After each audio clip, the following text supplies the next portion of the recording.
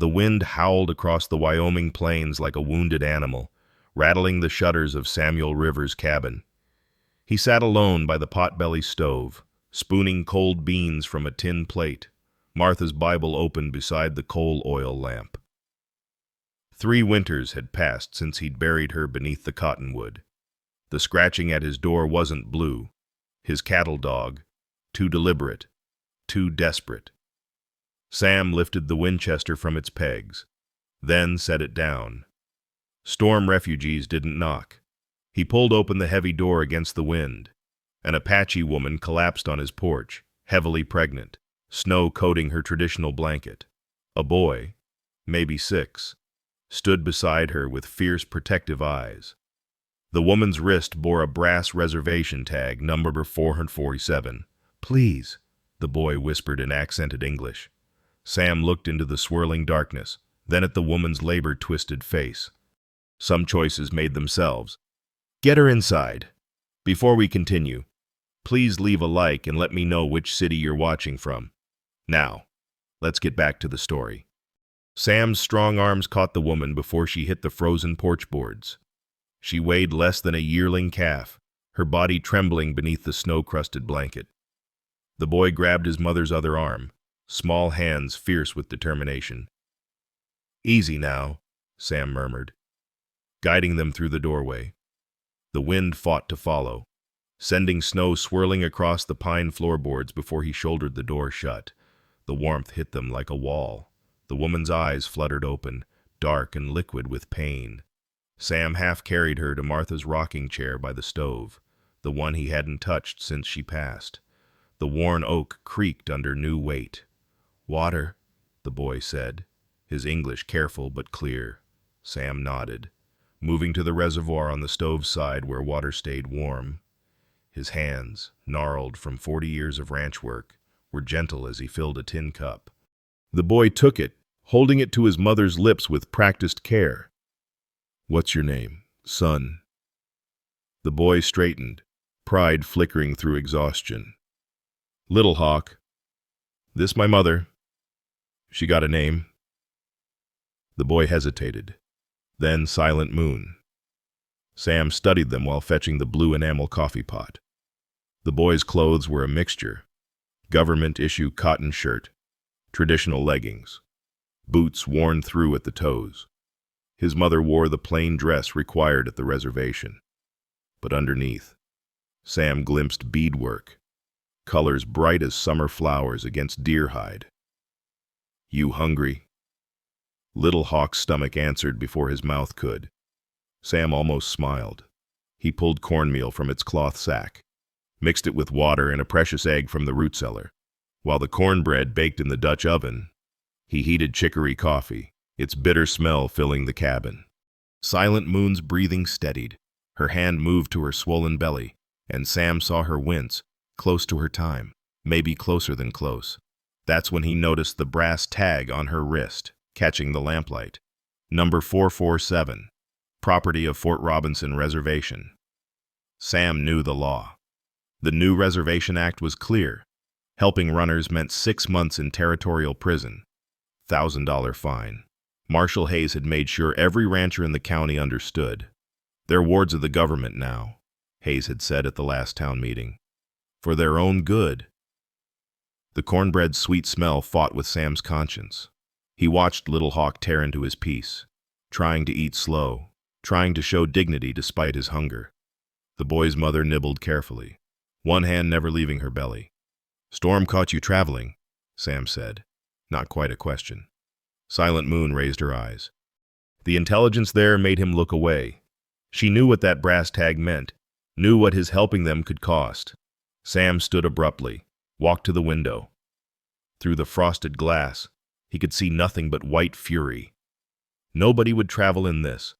Nobody would know until the storm passed, maybe 3 days, maybe more. His hands found Martha's Bible on the table.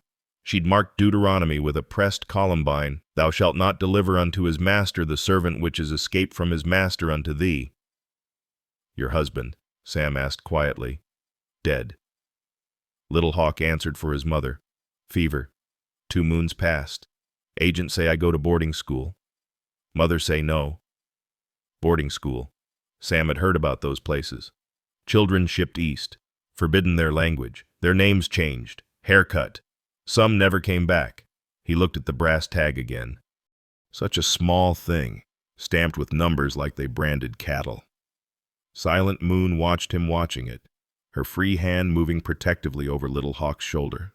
Sam crossed to the stove in 2 strides. His pocket knife was sharp, the leather cord holding the tag worn thin. It parted easily. The brass tag lay in his palm, warm from her skin, cold as law. Some laws, Sam said, opening the stove's iron door. Ain't worth keeping. The tag made no sound as the flames took it, but something shifted in the room, something heavier than prairie wind, older than territorial law. Silent Moon's eyes filled with tears she wouldn't let fall. Little Hawk stood straighter. Sam added another log to the fire. Barn's warmer than it looks. Got fresh straw, good walls. When your time comes. Silent Moon's sharp intake of breath cut him off. Her hand pressed hard against her belly, and Sam saw what he'd been afraid to see, the wet stain spreading across her dress. Now, he asked. She nodded, jaw tight with pain she wouldn't voice. Sam grabbed his coat, thick buffalo hide from better days. Boy, you stay with your mother. Keep her warm. I'll ready the barn. He paused at the door, looking back at them, the Apache woman in Martha's chair, the boy standing guard, the storm beating against walls built to last. We'll get through this, he said, meaning more than the storm, more than the birth. Little Hawk translated for his mother. She spoke back. Soft words in Apache. She says. The boy translated carefully. The stormkeeper has good medicine. Sam pulled his hat low and opened the door to the howling night. He had preparations to make, and somewhere beyond the storm, dawn was waiting. Sam closed the door against the wind and shook snow from his coat. Silent Moon sat straighter in the rocking chair, her dark eyes following his movements. The pain had passed for now, leaving her face drawn but alert. Little Hawk stood beside her, one small hand on her shoulder. My husband, Silent Moon said suddenly, her English careful and halting. Good man. Strong man. Sam stopped mid-step, surprised by her voice.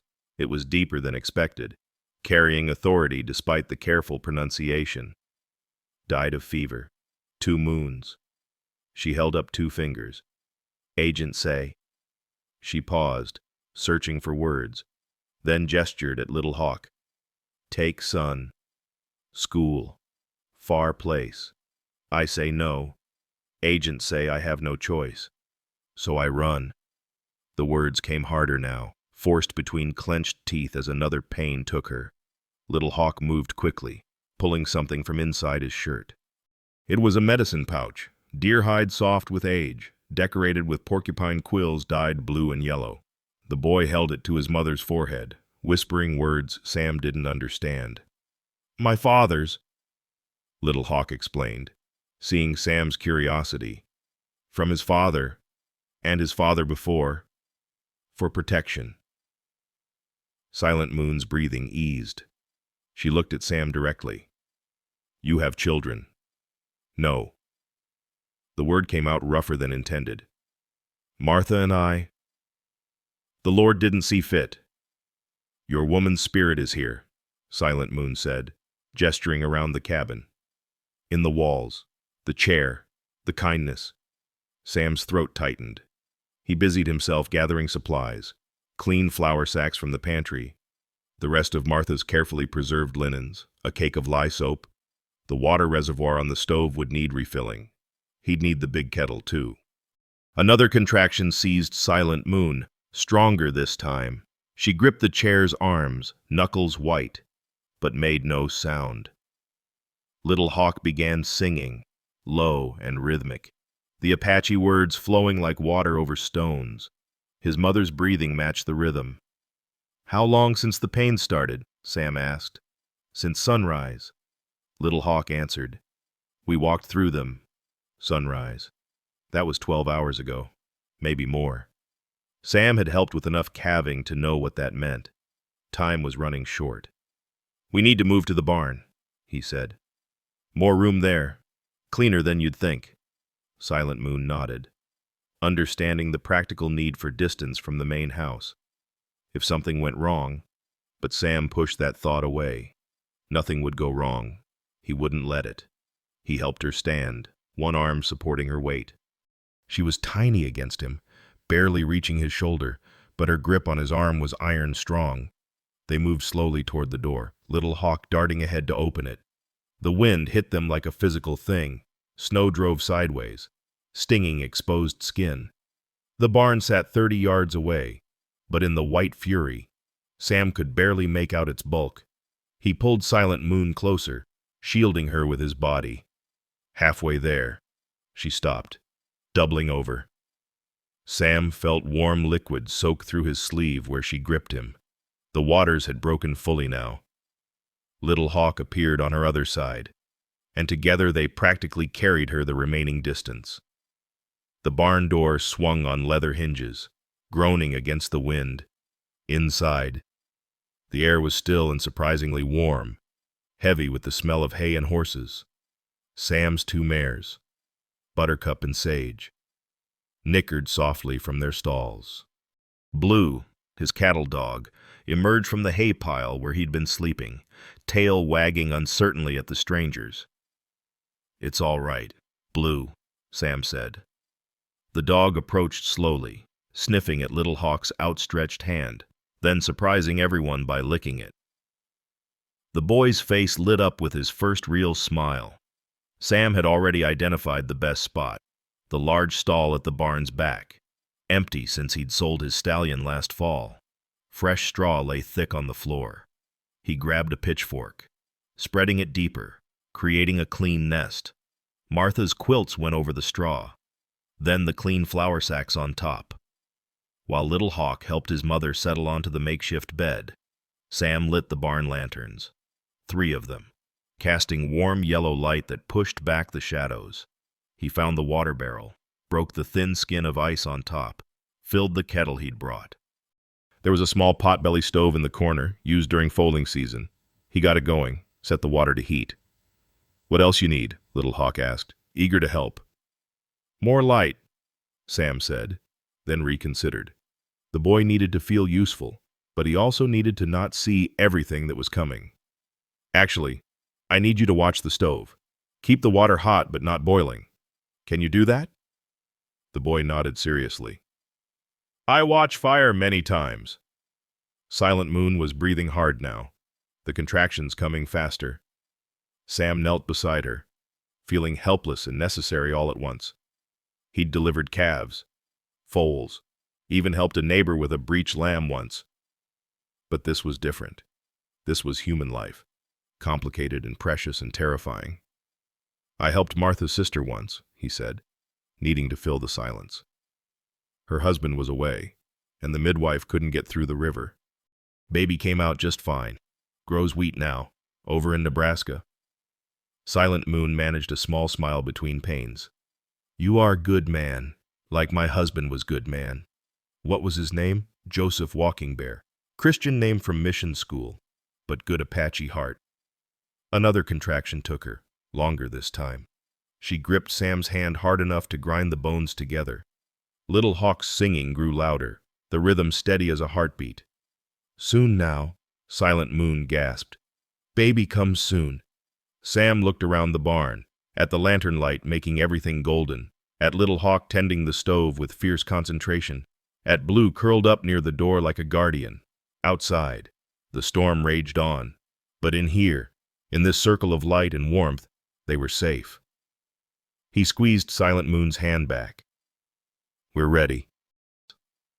The wind howled against the barn walls, and somewhere in that sound, Sam thought he heard Martha's voice, gentle as summer rain. "You do what's right, Samuel Rivers. You always have." He pulled off his coat, rolled up his sleeves. The water was hot. The linens clean. The light steady.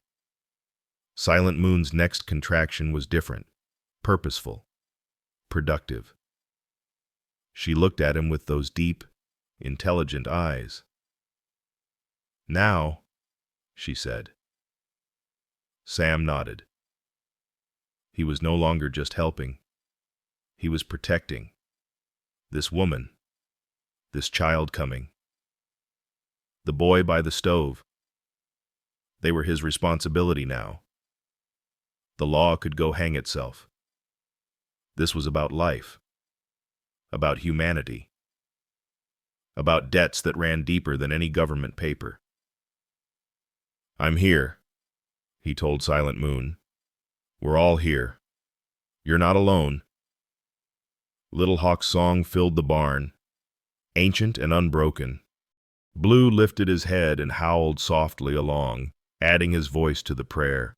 Outside, the Wyoming winter tried to claim everything in its path. Inside, life pushed forward, unstoppable as spring. The storm outside had become something biblical. Sam could hear the wind gauge on the barn roof spinning wild, its metal shriek cutting through the howling.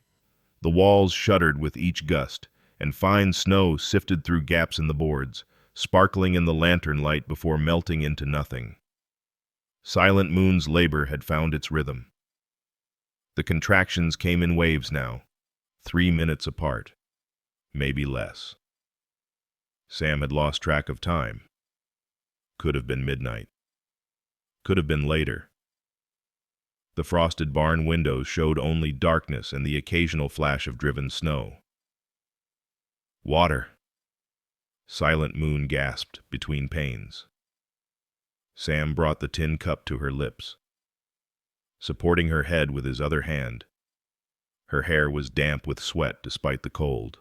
Little Hawk never stopped singing, his young voice growing hoarse but determined.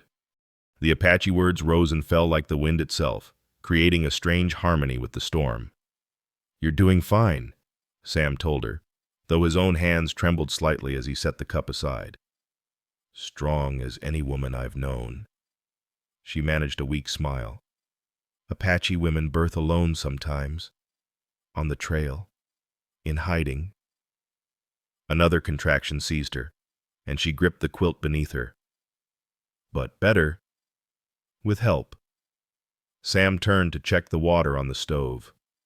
3 pots now, all steaming. The lye soap sat ready on a clean flour sack, along with Martha's sewing scissors, boiled clean. He'd found an old flat iron in the tack box, heated it on the stove for cutting the cord later. Everything his memory could dredge up from that long-ago night with Martha's sister. "Mr. Sam?" Little Hawk called softly. "More wood." The boy was right. The stove was burning low. Sam grabbed an armful of split pine from the stack, noting they'd need to last until dawn at least. As he fed the fire, he heard Silent Moon's breathing change, becoming deeper, more purposeful.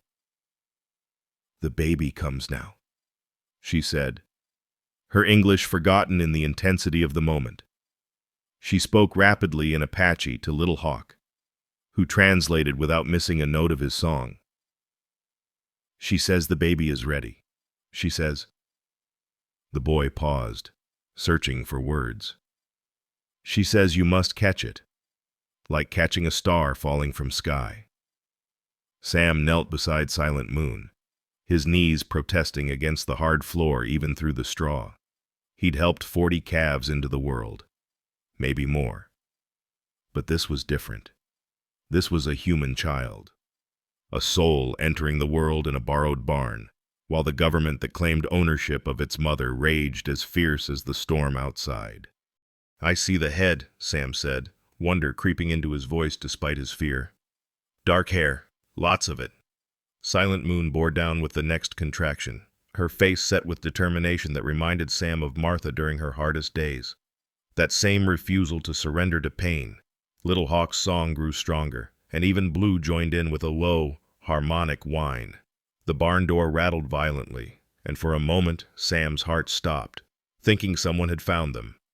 But it was just the wind, testing every board, every nail. The storm wanted in, but the walls held. Sam's father had built this barn 40 years ago, built it to last. "One more push," Sam encouraged, his hands ready. "You're almost there." Silent Moon looked at him with those deep eyes, and in them he saw trust that humbled him. This woman, who had every reason to fear white men, who had run through a killing storm rather than lose her son, was trusting him with her child's life. The next contraction was powerful. Silent Moon made no sound, but her whole body trembled with effort. And then, in a rush of fluid and blood, the baby slid into Sam's waiting hands. "A girl," he breathed, lifting the tiny, perfect form. "You have a daughter." For a moment, the baby was silent, her skin purple-blue in the lantern light. Sam's chest tightened with panic. He remembered something about clearing the mouth, turning the baby upside down. But before he could act, the little girl opened her mouth and wailed, a sound so purely alive it seemed to push back the storm itself. As if in answer, the wind suddenly died. Not completely, but the howling fury softened to a mere whisper, and through the relative quiet, Sam heard something he hadn't expected. Silence from outside. The peculiar silence that comes when snow falls straight and heavy. He cleaned the baby's mouth and nose with a soft cloth, marveling at her tiny fingers, her perfect toes. She was smaller than he'd expected, but her cry was strong, using the heated scissors. He cut the cord, tying it off with boiled thread from Martha's sewing box. The flat iron, still warm, pressed against the cut to seal it, an old midwife trick Martha's mother had sworn by. "Let me see her," Silent Moon whispered. Sam wrapped the baby in one of Martha's petticoats, the soft cotton worn thin with years but clean as fresh snow. He placed the bundle in Silent Moon's arms and watched her face transform with a love so fierce it took his breath away. Little Hawk stopped singing and crept closer. "Sister?" he asked in English. "Yes," Silent Moon said. "Your sister." The boy reached out one finger, tentative as a butterfly landing, and touched the baby's hand. Her tiny fingers closed around his, and Little Hawk's face split into a grin that could have lit the whole barn without lanterns. "She's strong," he announced. "Strong like Mother, strong like Storm." Sam busied himself with the afterbirth, with cleaning up, with anything to keep his hands busy while his eyes threatened to overflow. It had been so long since new life had blessed this place. Not since Martha's last miscarriage, 5 years past, when they'd finally accepted that children weren't in God's plan for them. But here, now, in his barn, was proof that God's plans were bigger than human understanding. The baby had quieted, finding her mother's breast with instinct older than time. Silent Moon hummed something low and sweet, a counterpoint to the wind's diminished song. Sam added more wood to the stove, then found himself just standing there, watching this tableau in the golden lantern light. "What will you call her?" he asked finally. Silent Moon looked up at him, then at the barn walls where the first pale light of dawn was beginning to seep through the cracks. "Dawn Storm," she said. "In Apache, I call her another name, a sacred name. But for this world, Dawn Storm.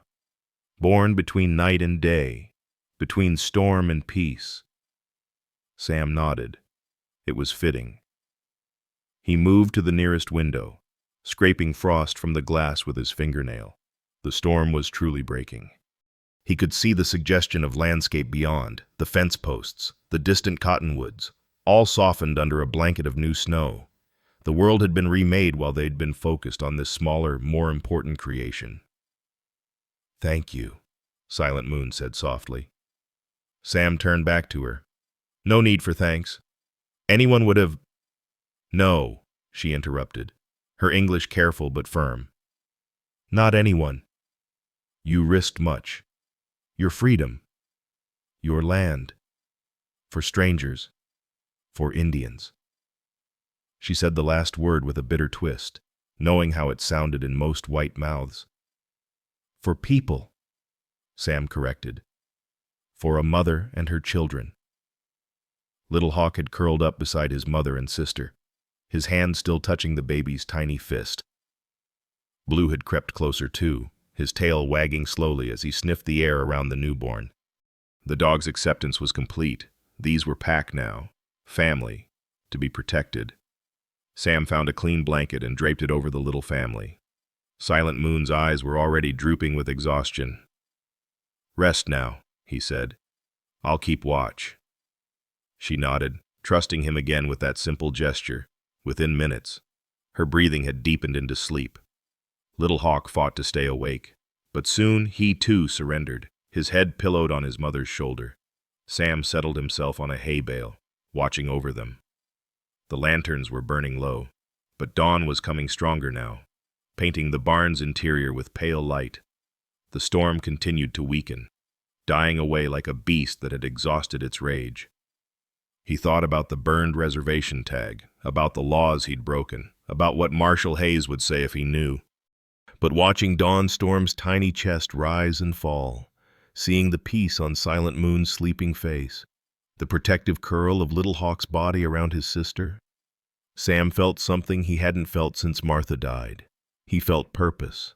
He felt like he was exactly where God intended him to be. The sun broke the horizon just as the last of the wind died away. Golden light streamed through the barn slats, falling across the sleeping family like a benediction. Dawn Storm stirred, making a small sound that wasn't quite crying, more like a greeting to her first morning. Sam stood quietly, his joints stiff from the night's work, and walked to the barn door. He pushed it open to reveal a world transformed. The snow lay 3 feet deep, sculpted into fantastic drifts. The sky was clearing, showing patches of blue so bright it hurt to look at them. A movement caught his eye. There, perched on the nearest fence post, sat a golden eagle. It looked at him with dark, intelligent eyes, then spread its wings and lifted into the morning sky, circling once over the barn before heading south. Sam didn't believe in signs, not usually, but standing there, watching that eagle disappear into the distance, he felt Martha's presence as surely as if she stood beside him. "You did good, Samuel." He could almost hear her say. "You did real good." From inside the barn came Dawn Storm's hungry cry, and Silent Moon's soft voice soothing her. Life going on. As it always had, as it always would, no matter what laws men made or storms that raged. Sam closed the door gently and went to tend his unexpected family. The decision to move them into the cabin came on the 3rd day, when Sam found Silent Moon trying to wash Dawn Storm's wrappings in melted snow, her hands shaking from weakness. The barn was warm enough, but it wasn't proper living, not for a woman recovering from childbirth. "This is foolishness," Sam declared, gathering up their few belongings. "Got a perfectly good cabin sitting there with proper walls and a real stove. Martha would box my ears if she knew I kept you out here." Silent Moon protested weakly, speaking in rapid Apache to Little Hawk, who translated. "She says we bring danger to your house. If someone comes, they'll need snowshoes and wings." Sam interrupted, gesturing at the drifts piled higher than the windows. "Won't nobody be traveling for a week at least, maybe 2. By then you'll be strong enough to figure out what comes next." He didn't want to think about what came next. Didn't want to imagine the cabin empty again, just him and the wind for company. The move was slow but manageable. Sam carried Dawn Storm, the baby wrapped in so many layers she looked like a tiny cocoon. Silent Moon leaned on Little Hawk, the boy bearing her weight with determination that would have been comical if it wasn't so touching. Blue ran circles around them, barking at the sparkling snow, his tail leaving fan patterns in the white. Inside the cabin, Sam had kept the fire burning constant. The warmth hit them like a blessing. He'd already prepared. Martha's bed made up with fresh linens. The cradle he'd built with such hope years ago brought down from the attic, dusted and lined with soft flannel. Silent Moon stopped when she saw the cradle, her eyes questioning. "It needs using," Sam said roughly. "Been empty too long." She laid Dawn Storm in it gently. and the baby settled as if she'd always belonged there. One tiny fist pressed against her cheek. Little Hawk immediately appointed himself guardian, pulling Sam's reading chair close so he could watch his sister sleep. That first week passed in rhythms both foreign and familiar. Sam found himself cooking more than he had in years, not just the beans and biscuit he usually made do with, but real food. He dug into the root cellar for potatoes and carrots, onions and turnips. The cast-iron Dutch oven that had been Martha's pride came out of storage, and soon the cabin filled with the smell of stew simmering all day long. "This is good," Silent Moon said one evening, spooning up the thick broth. Color had returned to her cheeks, and she could move around the cabin without wincing. "You cook like a woman?" Sam laughed, surprising himself with the sound. "Martha taught me. Said a man who couldn't feed himself proper wasn't much of a man at all." "Smart woman," Silent Moon agreed. She looked around the cabin, taking in the small touches, the doilies on the furniture, the samplers on the walls with their carefully stitched Bible verses, the braided rug by the hearth. "She made beauty here." "She tried," Sam said. "Always said you couldn't let the frontier turn you hard. Had to fight for softness," she said. "Fight for grace." Little Hawk had discovered the McGuffey reader on the shelf, running his fingers over the pictures. "What is this?" "It's a book for learning to read," Sam explained. "Do you know your letters?"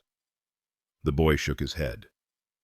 "Agency school teach letters, but mother ran before I go." Sam felt that familiar anger at the world's unfairness. A boy sharp as Little Hawk, denied learning because of his blood. "Well then," he said, fetching the slate and chalk from the high shelf. "Might as well start now." That became their evening ritual. After supper, with Dawn Storm nursing at her mother's breast and the fire crackling in the hearth, Sam would work with Little Hawk on his letters. The boy was quick, almost hungry for knowledge. Within 3 days he could write his name. Within 5, he was sounding out simple words. "Cat," Little Hawk read carefully from the primer. The cat sat on the mat. "Good," Sam encouraged. "But look here. What's this letter?" "R," the boy said proudly. "R for rat. The rat is fat."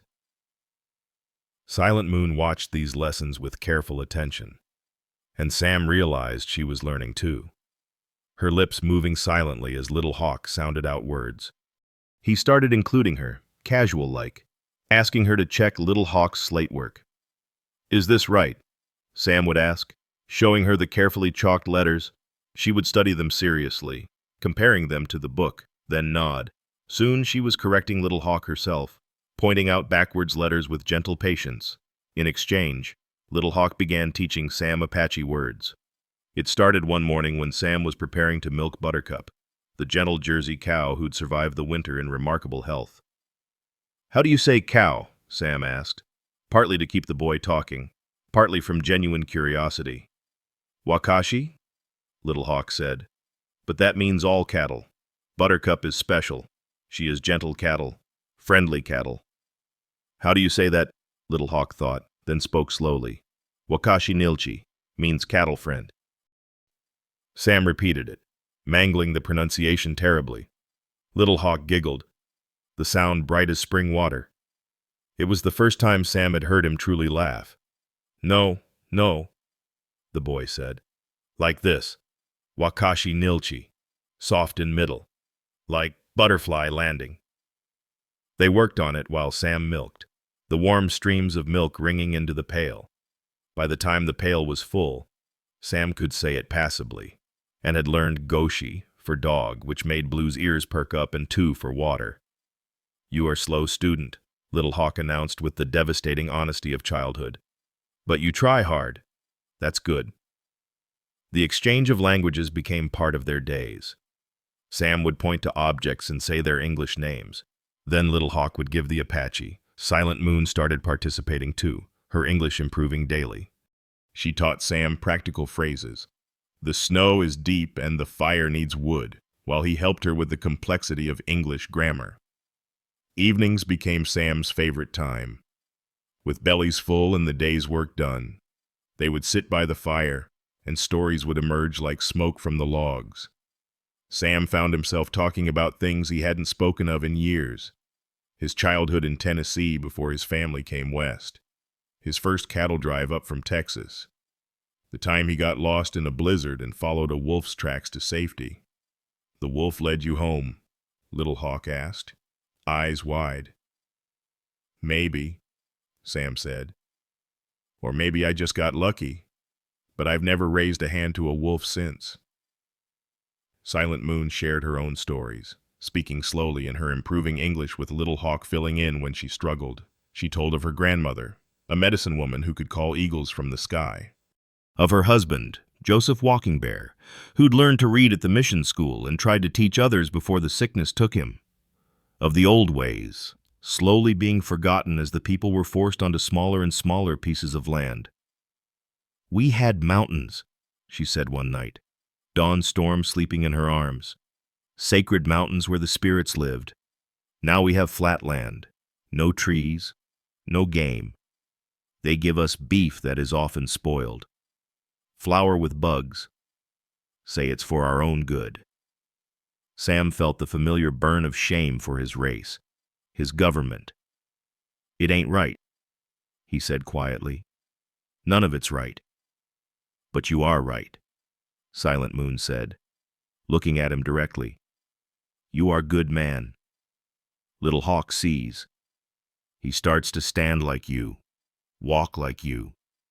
You show him how to be man in this new world."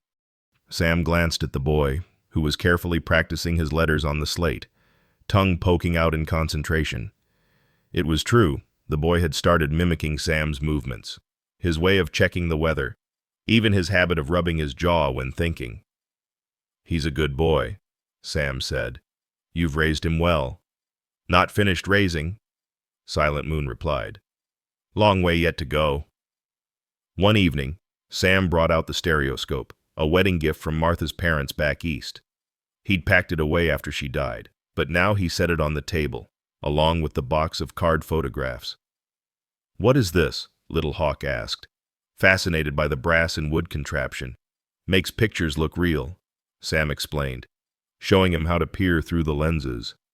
"Like you could walk right into them."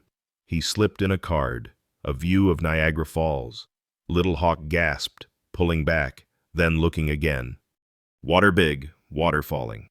They went through the whole collection, views of New York City, the Grand Canyon, even one of an Indian village, though Sam couldn't say which tribe. Silent Moon looked at that one longest, something sad in her eyes. "Not my people," she said finally, "but still the people. Before." Dawn Storm thrived through it all, growing rounder daily on her mother's milk. She rarely cried, seeming content to watch the world with dark, serious eyes. Sam found himself making foolish faces to earn her toothless smiles, carrying her around the cabin when Silent Moon needed rest, even singing half-remembered lullabies in his creaky voice. One morning, he woke to find Little Hawk had already stoked the fire and started the coffee. The boy stood proudly by the stove, wooden spoon in hand. "I help," he announced. "Man's work." Sam ruffled his hair, noting how it had grown past his collar. "Good man," he said in Apache. "Hastian Nilchi." Little Hawk beamed, and Silent Moon smiled from where she sat nursing Dawn Storm. The morning sun slanted through the windows, turning the whole cabin golden. For a moment, Sam forgot this was temporary. For a moment, it felt like family. That afternoon, teaching Little Hawk to write family on his slate, Sam realized he didn't want to just feel like family. Somewhere in this week of shared meals and shared stories, shared work and shared warmth, these three people had become essential to him. The cabin no longer echoed with emptiness. It rang with life. But the snow was starting to settle, showing patches of brown earth beneath. Soon the roads would be passable. Soon someone might come checking. Soon decisions would have to be made. Sam pushed those thoughts away, focusing on Little Hawk's careful letters, on Silent Moon humming to Dawn Storm, on this moment of unexpected grace in a harsh land. Tomorrow would bring what it brought. Today, They were safe. They were warm. And they were together. "How do you say home?" Sam asked Little Hawk. The boy thought, then smiled. "Gawan," he said. "This is Gawan now." Sam nodded, his throat tight. Yes, he thought, this is home now. The Chinook wind came in the second week of March, warm and sudden as a blessing. Sam stood on the porch, watching rivulets of snowmelt carve channels through the yard. The sound of dripping water was everywhere, from the eaves, from the fence posts, from the branches of the cottonwoods. Spring was shouldering winter aside, and with it came questions he'd been avoiding. Silent Moon stood beside him, dawn storm sleeping against her chest in a sling she'd fashioned from an old blanket. The baby was nearly a month old now, her features becoming more defined, her mother's high cheekbones, her father's broad forehead. She watched the world with those serious dark eyes, as if memorizing everything for future reference. "The snow goes," Silent Moon said simply. "Yeah," Sam agreed, though the word came out heavy. "Another week, maybe 2, and the roads will be clear enough for travel." Little Hawk burst from the barn, Blue racing beside him. The boy had taken over the morning egg gathering, a chore he performed with religious devotion. "6 eggs today," he announced proudly. "The red hen. She hides one under the hay, but I found it." "Good eye," Sam praised. "You're getting better than me at finding her secret spots." The boy beamed, then noticed the adults' serious faces. "What's wrong?" "Nothing's wrong," Sam said quickly. "Just talking about the weather." But Little Hawk was too sharp for easy deflection. He looked at the melting snow, at his mother's careful expression, and understanding dawned. "We have to leave soon." It wasn't a question. Sam saw Silent Moon's hand tighten slightly on the baby's sling. They'd all known this day was coming, but knowing didn't make it easier. That evening, after supper, Sam cleared his throat. He'd been rehearsing the words all day, but they still came out clumsy. "I've been thinking about the spring, about what happens next." Silent Moon looked up from where she was mending one of Little Hawk's shirts. Her needle paused mid-stitch. "The ranch needs help," Sam continued, focusing on the practical to avoid the emotional. "Summer's coming, means fixing fence, bringing the cattle down from winter pasture, cutting hay, too much work for one man, and the garden. Martha always kept a garden, but I haven't had the heart for it. Could use someone who knows about growing things." "You want to hire workers?" Silent Moon asked carefully. "I want to hire you," Sam said, meeting her eyes directly. "Room and board, plus wages, fair wages. Little Hawk could help with the animals, learn ranching. You could, well, there's plenty of work. Dawn Storm could grow up here. Safe." Little Hawk's face lit up like sunrise. "We could stay forever." "If your mother agrees," Sam said, but he was watching Silent Moon's face, seeing the war between hope and reality playing out in her expression. She set down her sewing, walked to the mantel where Martha's photograph sat in its brass daguerreotype frame. It was the only image Sam had of his wife, taken on their wedding day. Martha looked young and serious, her hand resting on a Bible, her dress dark and proper. Silent Moon studied the photograph for a long moment, then touched it gently with one finger. "She would understand," she said softly. "Your Martha. She would see you trying to help, trying to be good. She would understand." "Then," Sam began, hope rising. "But the world would not." Silent Moon finished, turning to face him. "You think your neighbors understand? You think the marshal, the agency men, the town, you think they see Apache woman and white man and say, yes, this is good?" Sam's jaw tightened. "I don't give a damn what they say. You will when they come with papers, with laws, when they take your land because you harbor fugitives, when they put you in prison." Her voice was steady but sad. "I have seen what happens to white men who help Indians too much. They become target too. That's my choice to make. Sam argued. And my children, Silent Moon asked. What happens to them when you are in jail? When agency finds them again, they take Little Hawk for sure this time. And Dawn Storm, mixed blood baby with no legal father, they take her too. Put her in orphan school, make her forget she ever had mother. Sam wanted to argue, wanted to say he'd protect them, but he knew she was right. He'd seen what happened to Tom McKinney over in Clearwater when he'd married a Cheyenne woman, lost his freight contract, his credit at the bank, finally his land. And that was a legal marriage. This would be worse, harboring fugitives, defying the Reservation Act. But spring not here yet, Silent Moon said, surprising him. Road still muddy for maybe 3 weeks, maybe 4. Too dangerous for woman with baby to travel. Sam understood what she was offering. A compromise. A few more weeks of this improvised family before reality intruded. It should have been enough, but it felt like a door closing.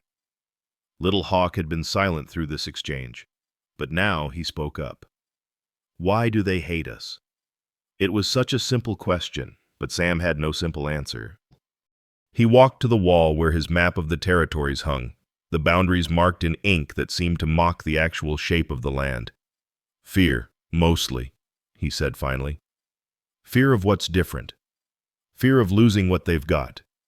Fear of being wrong about things they've believed. But you're not afraid, Little Hawk said. I was, Sam admitted. First night you came, I was afraid. Afraid of the law, afraid of trouble. But then, he looked at Silent Moon, at Dawn Storm sleeping peacefully. Then I remembered what Martha used to say. She said fear makes you small. Love makes you brave. Silent Moon made a soft sound. Maybe agreement. Maybe sorrow. She picked up the Farmer's Almanac from the shelf, paging through it. When is safe to plant here? May, usually, after the last frost. Then we stay until planting is done, she declared. I help you start garden, Martha's garden. That way, when we go, something grows here. Something good. It was more than Sam had hoped for, but less than he wanted. Still, he nodded. I'd be grateful. Little Hawk jumped up, unable to contain his joy even if it was temporary. I can learn more letters, and help with calving, and teach Blue more tricks. Slow down, Tadpole, Sam said, using the nickname that had developed naturally over the weeks. Still got work to do before any of that. But he was smiling, and so was Silent Moon. They spent the rest of the evening planning what to plant, where to put the different vegetables. Sam pulled out the seed catalogs that had been arriving all winter, unopened until now. Silent Moon studied the pictures intently. Squash here, she pointed. Beans there. Corn and Three Sisters method. You know Three Sisters? Sam shook his head. Corn grows tall. Beans climb corn. Squash spreads below to keep weeds away. Each helps the others. Native way, but works with any seeds. Like us, Little Hawk said suddenly. We help each other grow. Silent Moon touched her son's head gently. Yes, for a little while, we are three sisters. That night, after everyone had gone to bed, Sam stood in his empty room looking out at the moonlit yard. He could see it so clearly, Little Hawk growing tall and strong, learning to read and write and ride. Dawn Storm taking her first steps on the cabin porch. Silent Moon's garden flourishing through the summer, her quiet presence making the house a home again. But he could also see the other future, the marshal at his door, the accusation in neighbors' eyes, the children torn away. Silent Moon was right. The world wasn't ready for this kind of family.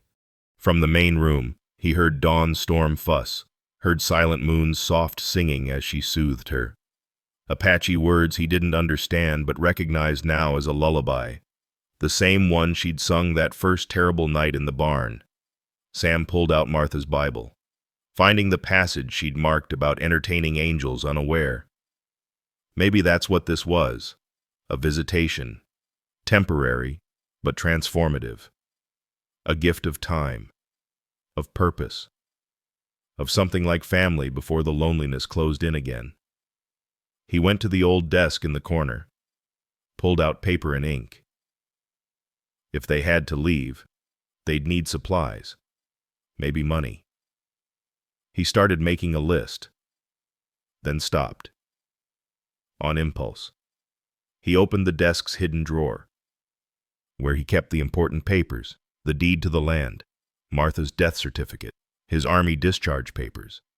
At the bottom was a small leather pouch containing 20 double eagles, gold coins he'd been saving for. He didn't even know what anymore, maybe for a future that had died with Martha. $400, enough to get Silent Moon and the children anywhere they wanted to go, enough to start over somewhere new. He set the pouch aside. When the time came, it would be theirs. The next morning brought rain instead of snow. A gentle spring rain that whispered promises on the roof. Sam found Silent Moon in the root cellar, counting preserve jars, planning for the planting season. 30 jars of tomatoes, she reported. 15 beans, 22 corn, enough seeds to plant half-acre, maybe more. Martha put those up the summer before she died, Sam said. Always said a full cellar meant a peaceful winter. Wise woman. I would have liked to know her. She would have liked you, Sam said, meaning it. You're alike in ways. Strong, practical, kind. Silent Moon looked at him with those deep eyes. You are good man, Samuel Rivers. In another world, maybe. She didn't finish, but she didn't need to. They both knew what might have been in another world. A better world. A world where skin color and old hatreds didn't determine who could be family. We have this spring, Sam said. We have now. Yes, Silent Moon agreed. We have now.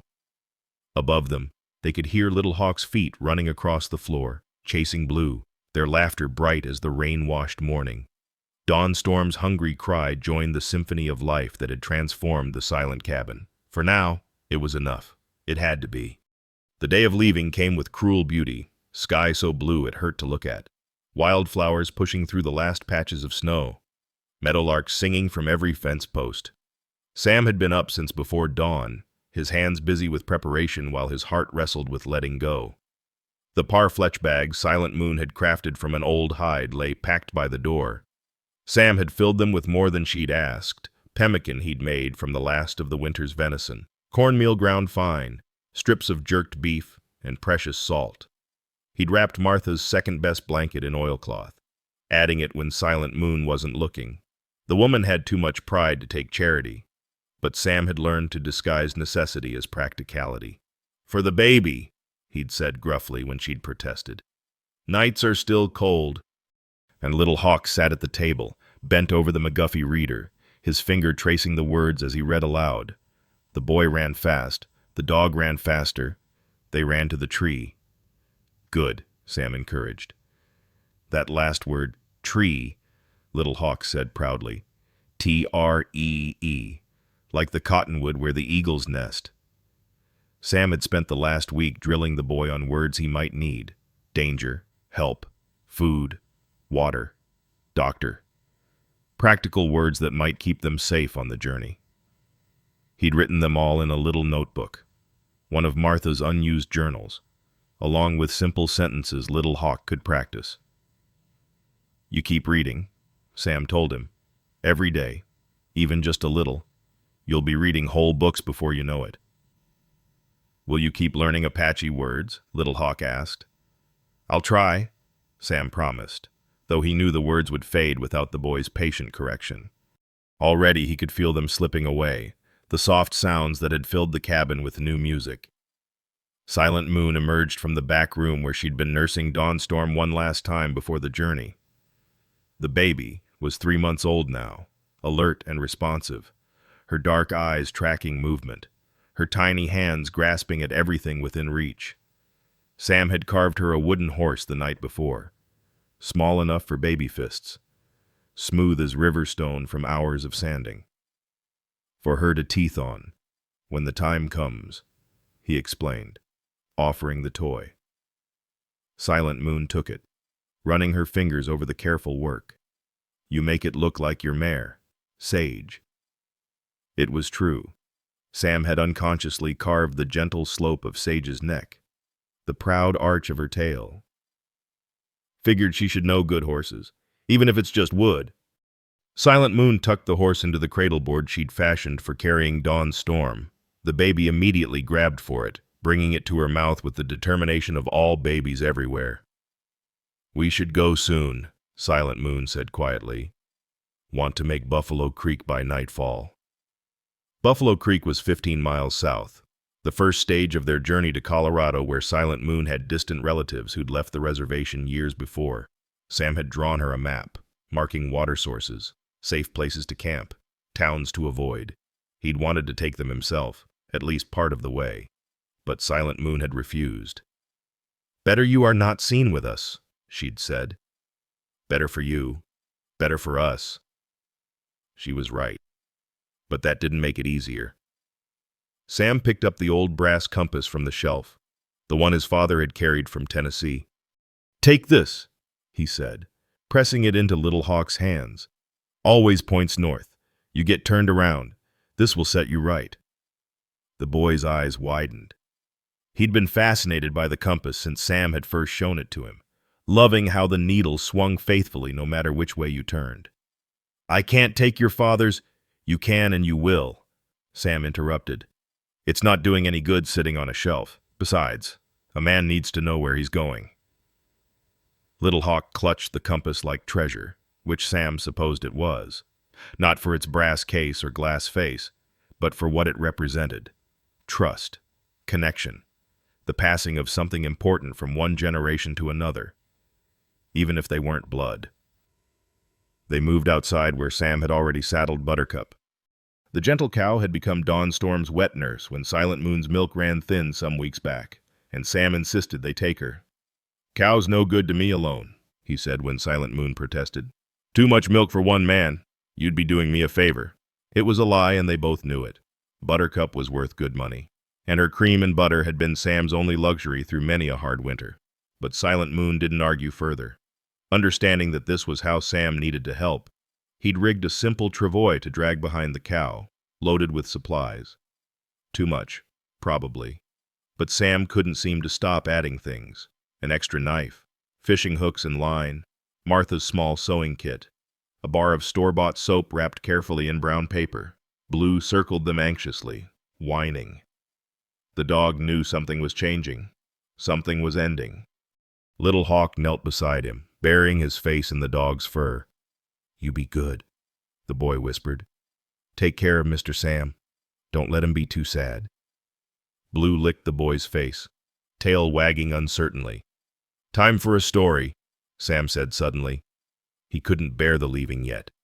Needed just a few more minutes. One more for the road. They gathered on the porch one last time. Silent Moon in Martha's rocking chair with Dawn Storm. Little Hawk at her feet. Sam leaning against the post. The morning sun warmed them, and for a moment Sam could pretend this was just another day, not the last. Tell the one about the wolf, Little Hawk requested. The one who led you home. So Sam told it again, adding details he'd remembered since the last telling, how the wolf's tracks had been filled with starlight in the moon's glow, how he'd left his last piece of jerky on a rock as thank you, how he'd seen the wolf just once more, years later, watching him from a ridgeline as he drove cattle past. Maybe Wolf was spirit guide, Little Hawk said. Apache believe animals can guard people, guide them when lost. Maybe so, Sam agreed. Maybe so. Silent Moon stood, adjusting Dawnstorm in her cradleboard. It was time. They all knew it, felt it in the slant of sun that said morning was passing. Miles needed to be made. As they walked toward the gate, Silent Moon stopped. She reached into her bag, pulling out something wrapped in soft deerskin. For you, she said, pressing it into Sam's hands. He unwrapped it carefully. Inside was an eagle feather, golden brown with bars of darker brown, perfectly preserved. It was decorated with intricate beadwork where the quill met the shaft, tiny blue and yellow beads forming a pattern like stars. "For the Stormkeeper," Silent Moon said formally. "Eagles remember who feeds them in winter. They remember kindness. This feather carries that memory." Sam's throat closed. He knew what this meant, what it cost her to give. Eagle feathers were sacred to her people, earned through deeds or passed down through families. This one, he suspected, had been her husband's. "I can't—" "You can," she said, echoing his earlier words. "You are family to us now. Not blood family, but heart family. The feather knows this." Sam held the feather like the holy thing it was. "I'll keep it safe," he promised. "No," Silent Moon said. "You use it. When you need strength, hold it. When you need guidance, listen to it. Eagle feathers are not for keeping safe. They are for living with—" Little Hawk tugged at Sam's sleeve. "I made you something too." From his pocket, he pulled a small piece of leather with symbols drawn in charcoal. "Is Apache words, but written down. See, this one means friend. This one means teacher. This one means father who chooses." That last one broke something in Sam. He pulled the boy into a fierce hug, feeling those thin arms wrap around him in return. "You learn your letters," Sam said roughly. "You grow up strong and smart. You take care of your mother and sister." "I will," Little Hawk promised solemnly. "You take care of yourself too. Eat more than beans. Practice Apache words." Silent Moon was already moving through the gate with Dawn Storm. Sam walked beside them to the property line, where his land met the open range. Beyond lay the trail south, winding through grassland toward distant mountains. "If you need anything," Sam started. "We will be well," Silent Moon interrupted gently. "You have given us more than supplies. You have given us hope, shown us there are still good men in this world." She reached out, touched his weathered hand briefly. "Your Martha chose well." Then she was walking away, leading Buttercup. The travois leaving twin tracks in the spring mud. Little Hawk walked backward for a bit, waving, until his mother called him to help guide the cow. Dawn Storm's dark eyes peered over Silent Moon's shoulder. The wooden horse clutched in one tiny fist. Sam stood at his property line, watching them grow smaller against the vast landscape. When they reached the first rise, Silent Moon turned back, raising one hand in farewell. Sam lifted the eagle feather high in response, and even at that distance, he saw her nod. Then they crested the hill and were gone. Sam stood there a long time, until the sun climbed toward noon and Blue began whining at his feet. Finally, he turned back toward the cabin, empty now, silent now, but somehow not as hollow as before. On the table sat Little Hawk's primer, left behind for the next child who might need to learn. On the mantel, beside Martha's photograph, lay a single blue bead that had fallen from the eagle feather's decoration. Sam picked it up, held it to the light. Such a small thing, but it caught the sun like captured sky. He placed it carefully back on the mantel, a reminder that for one spring, his home had held laughter again. That evening, Sam sat on the porch with Blue pressed against his leg, the eagle feather in his lap. The sky turned the color of prairie roses as the sun set, and somewhere a nighthawk called. He thought about Silent Moon and the children, hopefully safe at Buffalo Creek by now. Tomorrow they'd continue south, toward whatever future waited. "We did good, didn't we, boy?" Sam asked Blue. The dog's tail thumped agreement. Sam ran his fingers along the feather's edge, feeling its softness, its strength. "Eagles remember," Silent Moon had said. "They remember kindness." "So do old cowboys," Sam said to the evening air. "We remember too." The first stars appeared, and Sam went inside to light the lamp and heat his supper. The cabin felt different, not empty, but expectant. as if waiting for the next chapter to begin. On the wall, the map showed the trail to Colorado, pencil marks tracing the path of 3 souls he'd probably never see again. But they were out there, alive and free, carrying a piece of his heart with them. And he carried theirs, in an eagle feather, in Apache words he'd struggled to remember, in the sound of a baby's cry that had blessed his lonely barn. It was enough. It was more than enough. It was everything. October came to Wyoming with unusual violence that year. The autumn rains, normally gentle and brief, turned into torrential downpours that sent water rushing down every gulch and ravine. Sam stood at the barn door, watching the creek that usually ran ankle-deep now charging past like a locomotive, brown and angry with runoff from the mountains. 6 months had passed since Silent Moon and the children had disappeared over that spring hill. 6 months of working alone, talking to Blue and the horses, keeping busy enough during the day to avoid thinking too much. The garden had come in well. The 3 sisters method had worked just as Silent Moon had promised. Corn, beans, and squash had grown in abundance, and Sam had more preserved food in the root cellar than he'd had in years. But success felt hollow when there was no one to share it with. He'd taken to setting 4 plates at dinner sometimes, just to feel less alone, then putting 3 away untouched while Blue watched with worried eyes. The fence line needed checking. The flash flood 3 nights ago had been the worst Sam had seen in 20 years. He'd heard the water coming like thunder in the darkness, felt the cabin shake as debris-laden current had rushed past. Now, in the aftermath, he needed to see what damage had been done to the southern boundary where the creek cut through his property. "You stay here, Blue," Sam told the dog, who whined in protest. "Need you to watch the place." Truth was, Blue was getting old. 12 years now, maybe 13. His muzzle had gone white and his hind legs trembled on cold mornings. No sense making him trudge through flood debris. Sam saddled Sage, the gentle mare nickering softly as he tightened the cinch. He'd packed light, just rope for temporary repairs, his wire cutters, a canteen of water, and some jerky. Should be back by late afternoon if all went well. The ride south showed the flood's violence everywhere. Ancient cottonwoods lay uprooted, their massive trunks thrown aside like matchsticks. Debris piles towered higher than a man's head where the current had slowed. The familiar landscape had been remade into something alien and treacherous. The fence was gone for a quarter mile, posts ripped from the ground and carried who knows where.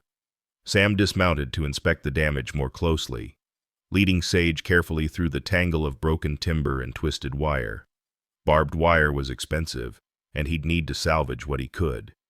He was bent over, untangling a promising length of wire from around a boulder, when he heard it, the distinctive warning buzz that every Westerner knew in their bones.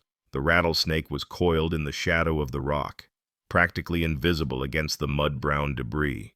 Sage heard it too, and that's what saved Sam's life, and nearly ended it in the same moment. The mare reared in terror, her shoulder catching Sam hard in the chest, sending him flying backward. He landed wrong, his left leg twisting as he fell. He heard the crack before he felt it, not the leg breaking, thank God, but something wrong in the knee, ligament or cartilage giving way. The pain came a second later, sharp enough to gray his vision, but worse was coming. The cottonwood trunk he'd landed against, already unstable from the flood, shifted with his weight. Sam had just enough time to think no before it rolled, pinning his injured leg beneath its massive weight. The pain this time was beyond sharp, beyond white-hot. It was crushing, absolute, filling his world until there was nothing else. When his vision cleared, he was looking at sky through tears he didn't remember shedding, and Sage was 50 yards away and still backing up, eyes white with fear. "Whoa, girl," Sam called, but his voice came out weak, breathless. "Easy now, easy." The mare stopped backing but didn't return. She stood trembling, reins trailing in the mud, too frightened to approach the place where the snake had been. Sam tried to shift the log. Might as well have tried to move a mountain. The cottonwood trunk was 3 feet thick, waterlogged and heavy as sin.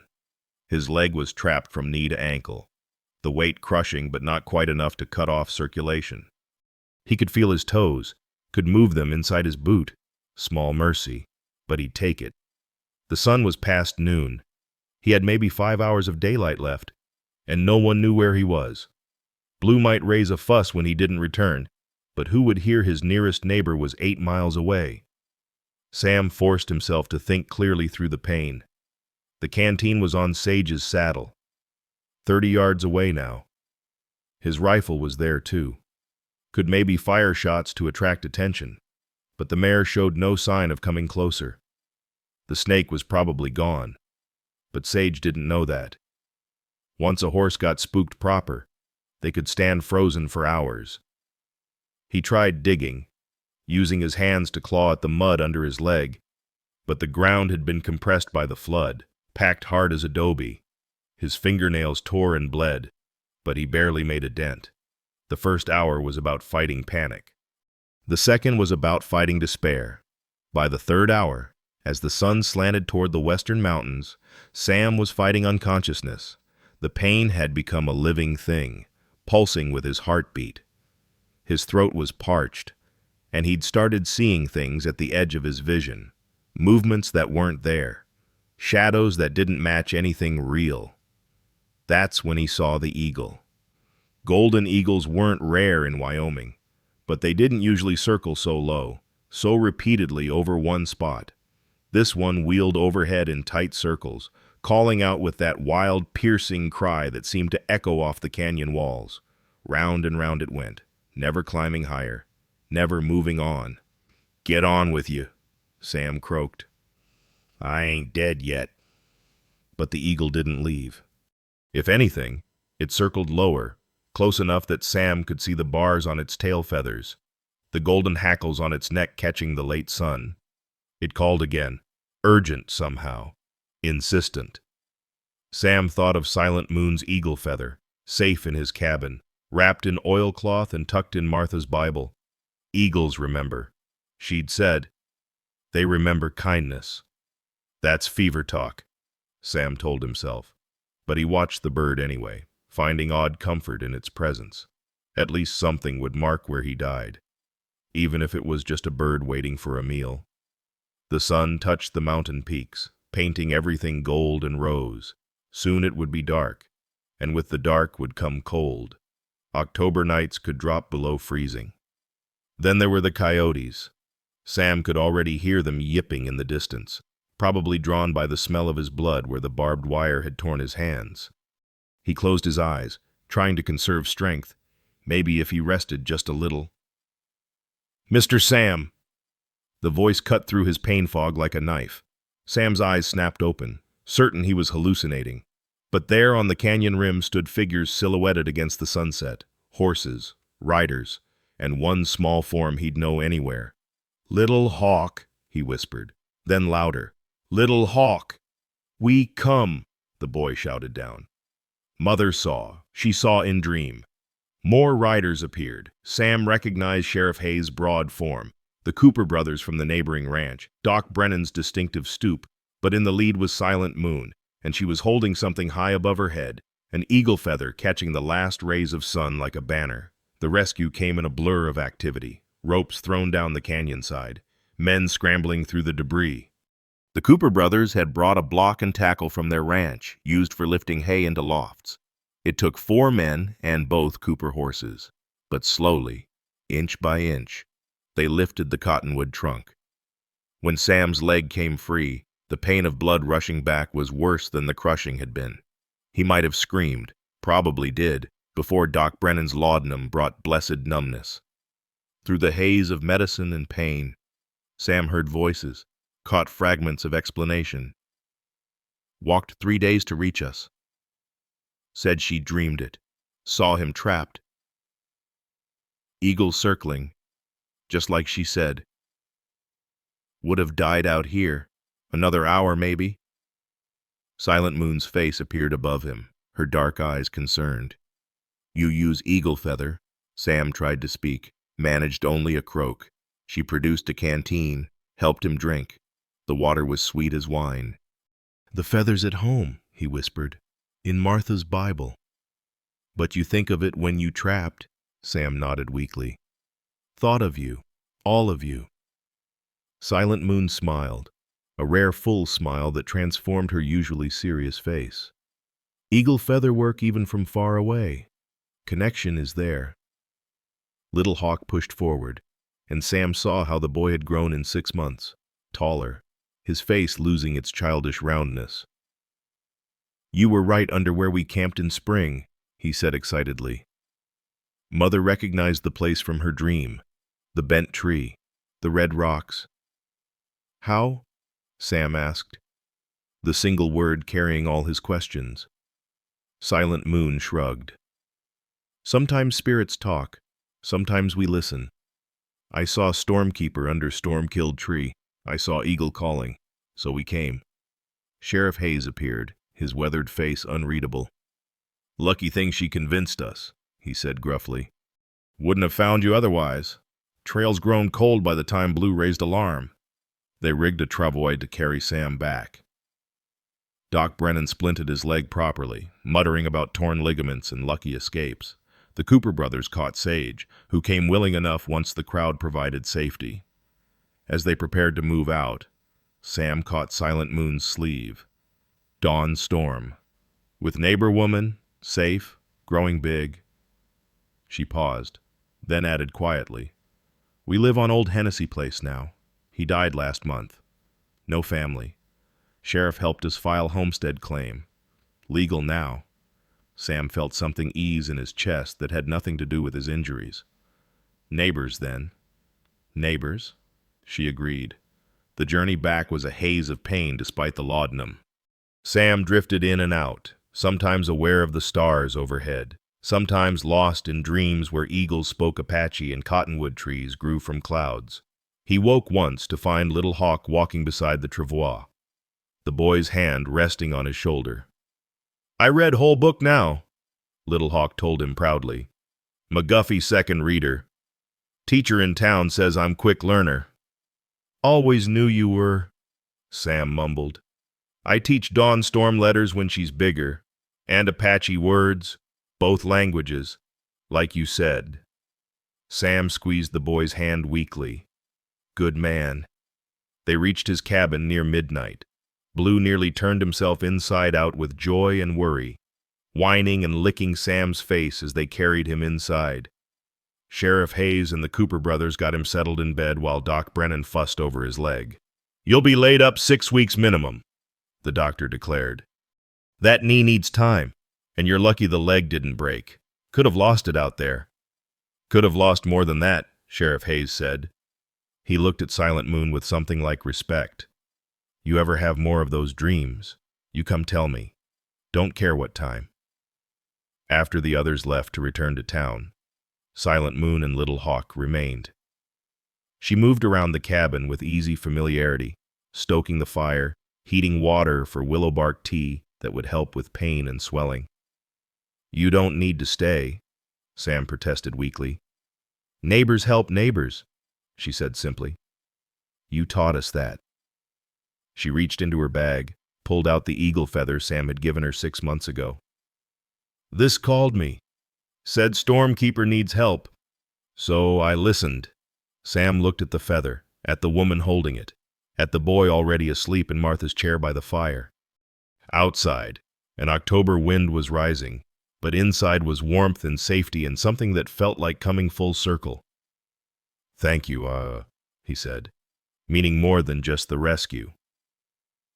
Silent Moon tucked the feather into the Bible on his bedside table, next to its mate. "Eagles remember," she said. "But people remember too. We remember kindness. We remember family." She blew out the lamp, leaving only the fire's glow. Sam heard her settling into the other chair, keeping watch. His leg throbbed despite the medicine, but beneath the pain was something else, a sense of rightness, of debts repaid, of connections that couldn't be broken by distance or time. Somewhere in the darkness, An eagle called, wild and free. Sam smiled and let sleep take him, knowing he wouldn't wake alone. The town of Willow Creek hadn't seen such commotion in years. Sam woke in Doc Brennan's back room to the sound of voices in the front office.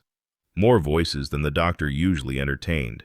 Through the thin wall, he could hear Martha Perkins' distinctive laugh, old Judge McKinnon's rumbling bass, and what sounded like half the town council. 6 weeks, I said, and I meant it, Doc Brennan was saying firmly. That knee won't bear weight properly for at least that long. Could be longer if he's fool enough to push it. We'll take shifts, Martha Perkins declared. Sarah's already organized the church ladies. Man can't live on his own cooking with a leg like that. Sam tried to sit up, winced at the shooting pain, and fell back against the pillow. His leg was splinted from hip to ankle, the knee wrapped so thick it looked like he had a melon strapped to it. The laudanum had worn off, leaving him clear-headed but hurting. The door opened and Doc Brennan entered, carrying his leather medical bag. Behind him came Sheriff Hayes, hat in hand, looking uncomfortable as he always did indoors. You're awake, the doctor said, setting his bag on the side table. Good. Need to check that leg. Make sure circulation's proper. As the doctor unwrapped the bandages, Sheriff Hayes cleared his throat. That Apache woman, Silent Moon, she tell you how she knew? Said she dreamed it. Sam answered, gritting his teeth as Doc Brennan probed the swollen knee. 3 days she walked, Hayes said, his voice carrying something like awe. 3 days with that baby strapped to her back, the boy keeping pace. Showed up at my door just as I was heading out to check on the Jameson place. Said you were dying under a storm-killed tree, that an eagle was marking the spot. The sheriff pulled out a chair, sat down heavy. I didn't believe her at first. Thought maybe she was touched. You know, but she described the place exact. The bend in the creek, the red rock formation, even which direction you'd be facing. And damned if she wasn't right about every detail. Doc Brennan looked up from his examination. Ligaments torn but not severed. Lucky. Another hour out there, between shock and cold. You wouldn't have made it. The Cooper boys are bringing your cattle down from the high pasture, Sheriff Hayes continued. And that Apache woman.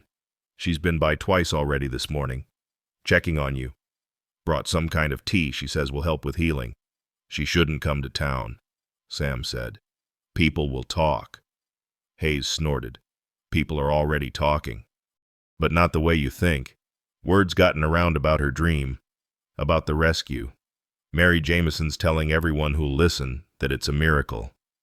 Even Reverend Mills is calling it divine providence. There was a knock at the door, and Martha Perkins bustled in carrying a tray.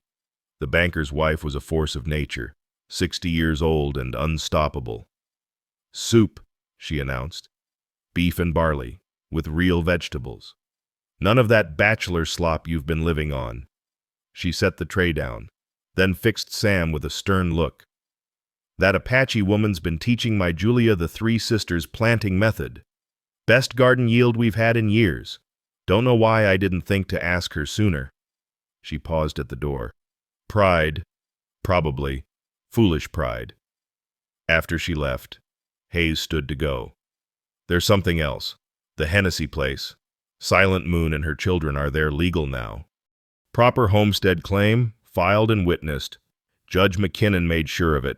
Said any woman who'd walk 3 days to save a neighbor deserved the full protection of the law. You helped her file, Sam said, remembering what Silent Moon had mentioned during the rescue. Hayes looked uncomfortable again. The boy can read now, better than some white children his age. Didn't seem right, keeping them on the run when they're trying to make an honest life. He put his hat on. Besides, some debts transcend law. You taught me that, though it took me a while to learn it. The sheriff left, and Doc Brennan finished rewrapping Sam's leg. You'll stay here another week, then we'll see about getting you home. No weight on that leg, you hear me? Not even to test it. Over the next days, Sam discovered that Silent Moon's dream vision had transformed her status in the town's eyes. People who would have crossed the street to avoid an Apache woman now stopped her to ask about weather signs. about planting schedules, about sick livestock. She handled it all with quiet dignity, never claiming more knowledge than she had, but sharing what she knew. Little Hawk had started attending the town school. Miss Catherine, the school marm, had initially resisted, but when she saw how far ahead he was in reading, how eager to learn, she'd become his fierce advocate. Any child who learned to read with no proper schooling deserves a chance, she'd declared at the last town meeting, on Sam's 5th day in town. Silent Moon came to visit. She brought Dawn Storm, now 6 months old, fat and happy, reaching for everything with chubby hands. The baby had her mother's dark eyes, but something of her father in the shape of her nose, the width of her smile. "Town is different," Silent Moon observed, settling into the chair beside Sam's bed. "Less fear, more curious."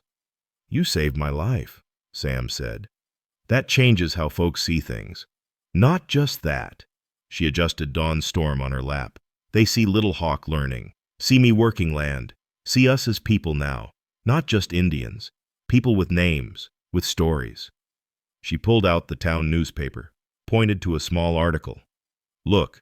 Sam read, "Local woman's weather predictions prove accurate. Mrs. Silent Moon Walking Bear, residing at the former Hennessy homestead, correctly predicted last week's early frost, saving several gardens from loss. Her understanding of natural signs, passed down through generations, proves valuable to our farming community." "Mrs. Silent Moon Walking Bear?" Sam read aloud. "They used your husband's name. Editor asked how I wanted to be called. I told him." She smiled slightly. "He also asked if I would write about weather signs for the paper, 25 cents per article." "That's good money," Sam said, genuinely pleased. "You should do it. Little Hawk will help. His writing gets better each day." She stood to leave, then paused. "When you are well, you come to dinner. I cook. You eat. Neighbors do this." "Yes. Yes." Sam agreed. "Neighbors do this." The week passed slowly. Sam chafed at the confinement, but Doc Brennan was immovable. Various townspeople stopped by, some out of genuine concern, others out of curiosity about the man who'd harbored Apaches and nearly died for his kindness. Judge McKinnon spent an entire afternoon with him, discussing the changing territories, the new Homestead Act provisions that made it easier for widows and single women to claim land. "Times are changing," the old judge said. "Maybe not fast enough, but changing nonetheless." Finally, Doc Brennan declared Sam fit to go home, though still forbidden to put weight on the leg. The Cooper brothers rigged a wagon to transport him, and half the town seemed to turn out to see him off. The cabin looked different as they approached. The fence had been mended, the storm debris cleared away. Fresh firewood was stacked high against the wall, and smoke rose from the chimney. Blue came tearing out, beside himself with joy, but well-fed and brushed clean. Inside, Sam found his home transformed. The floors were swept, the windows washed. Fresh bread sat on the table, still warm. A pot of stew simmered on the stove. Martha's garden had been harvested and preserved, the root cellar stocked for winter.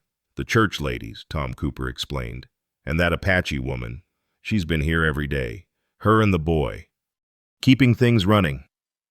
After the Cooper brothers left, Sam settled into his chair, the injured leg propped on a stool. The cabin didn't echo with emptiness anymore. It felt lived in, cared for, connected to the world beyond its walls. That evening, as the sun painted the mountains gold, Little Hawk arrived. He carried his McGuffey reader and a slate, but also something else, a thick notebook filled with careful handwriting. "I wrote down the stories," he said proudly. "All the stories you told us, about the wolf, about your first cattle drive, about Martha, and Mother's stories too, about the people, about the old ways, so they won't be forgotten." Sam's throat tightened as he paged through the notebook. The boy's handwriting grew stronger and more confident with each page, and the stories were captured with remarkable detail, dialogue and all. "This is fine work," Sam said. "Really fine." Miss Catherine says I could be a writer someday. Or a teacher. Little Hawk's face glowed with possibility. She's teaching me Latin now. Says it helps with understanding English better. They settled into the evening routine that Sam remembered from spring, the coal oil lamp casting its yellow glow, the McGuffey reader open on the table. But now it was the third reader, and Little Hawk read fluently, only occasionally stumbling over complex words. The shepherd boy watched his flock by day and night. Little Hawk read. He knew each sheep by name, and they knew his voice. That's from the Bible, Sam said. The Good Shepherd story. Mother likes that story. She says you're like that shepherd. You know each cow, each horse. They trust you. They worked until the lamp oil ran low. As Little Hawk prepared to leave, he turned at the door. Mother says you should come for Sunday dinner when your leg is better. She's learning to make biscuits like Martha's recipe. Mrs. Perkins has been teaching her. I'd like that, Sam said. After the boy left, Sam sat in the darkness, listening to the night sounds, an owl calling, the wind in the cottonwoods, Blue's contented snoring. He thought about the strange journey that had brought them all to this point. A desperate knock on a storm-lashed door had become a lifeline thrown both ways, connecting lives across the divide of race and culture and fear. 3 weeks later, Sam made that Sunday dinner trip. His leg still pained him, and he used a cane Tom Cooper had carved from hickory. But he could walk. The Hennessy place, he supposed he'd have to start thinking of it as the Walking Bear place now, was only 2 miles by the new road the town had helped grade. The cabin was smaller than his, but neat as a pin. Silent Moon had made it a home. Apache designs painted on parfleche hung on the walls beside a simple cross, honoring both traditions. Dawn Storm sat in a high chair Sam recognized as his own handiwork, the one he'd made while she was still tiny. The baby banged a wooden spoon against the tray, babbling happily. The meal was simple but good. Venison stew, fresh bread, preserved peaches from the garden. They ate like a family, passing dishes. Little Hawk chattering about school. Silent Moon quietly directing the meal with the confidence of a woman in her own home. After dinner, as they sat on the porch watching the sunset, Silent Moon spoke.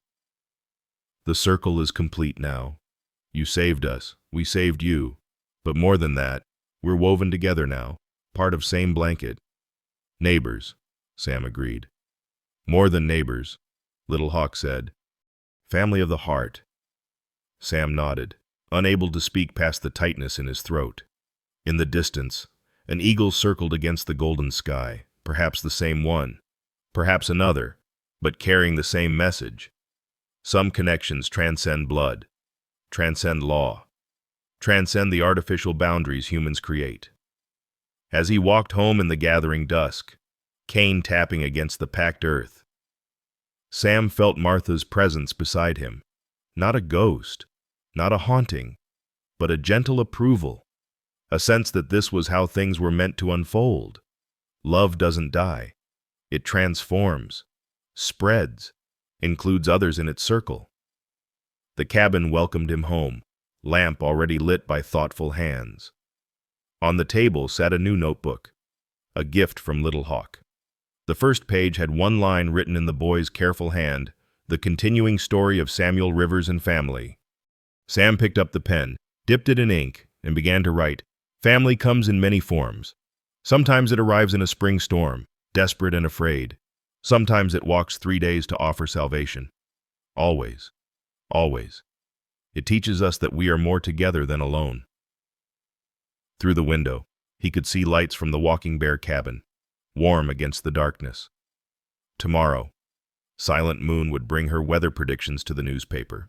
Little Hawk would attend school, growing stronger in both worlds he inhabited. Dawn Storm would take her first steps soon, probably right here in Sam's cabin where her birth had been celebrated. And Sam would be there for all of it, no longer alone, no longer isolated, but part of something larger, a family formed not by blood but by choice, by kindness, by the simple recognition that we are all human, all struggling, all worthy of love. The eagle feathers stood in a vase on the mantel, catching the lamplight. Eagles remember, Silent Moon had said, but more than that, eagles soar highest when they ride the wind together, teaching their young, sharing the sky.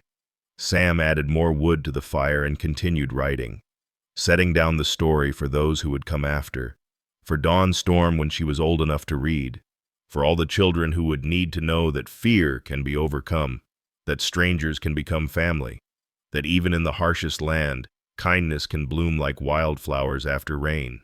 The circle was complete, but circles have no end.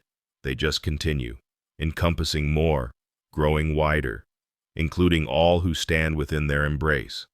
Outside, the night wind sang through the cottonwoods, and somewhere an eagle settled into its roost, wings folded, watching over the valley it called home. I've told you this story because I needed you to know something true. We spend our lives building fences, marking boundaries between us and them, between what's legal and what's right, between who belongs and who doesn't. But life has a way of sending storms that knock down our careful divisions. Sam Rivers thought he'd lost everything when Martha died. He'd built walls around his heart as solid as his cabin walls. Then came that knock in the night, not from his own kind, but from those he'd been taught to fear. In saving them, he saved himself. In sheltering strangers, he found family. The eagle feather Silent Moon gave him wasn't just a gift. It was a promise that kindness creates invisible threads between souls. When Sam lay dying under that cottonwood, those threads pulled tight, bringing rescue across impossible miles. Not because of blood or law or obligation, but because of something deeper, the recognition that we're all walking through the same storms, seeking the same shelter.